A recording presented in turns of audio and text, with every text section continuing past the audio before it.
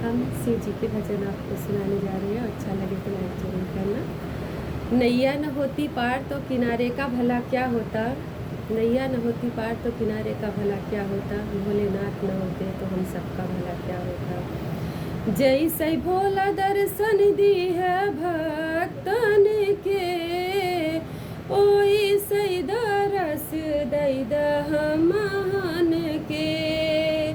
जैसे भोला दर्शन दी है भक्तन के, ओई सई दरस दई हमन के। हीरा मोती मूंगवा यहीं पे छूटी जई है, माटी को मूर्तिया माटी में मिली जई है। हीरा मोती मूंगवा यहीं पे छूटी जई है, माटी का मूर्तिया माटी में मिली जई है।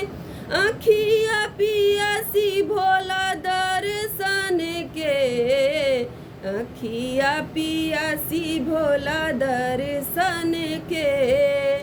ओई सई दरस दई हमन के।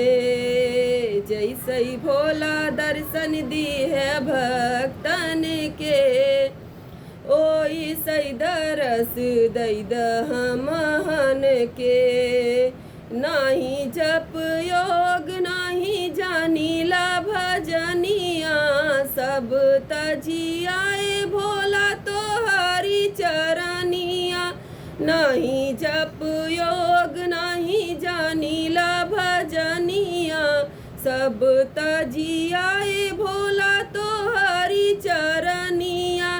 दूर होई जई है विपत तन के, दूर होई जई है विपत तन के। ओई सई दरस दई हमन के।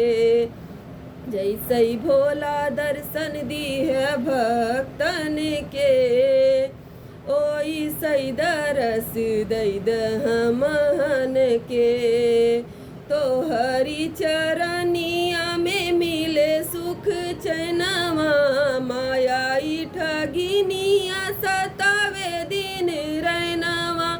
तो हरि चरनिया में मिले सुख चैनवा, मायाई ठगिनिया सतावे दिन रैनवा।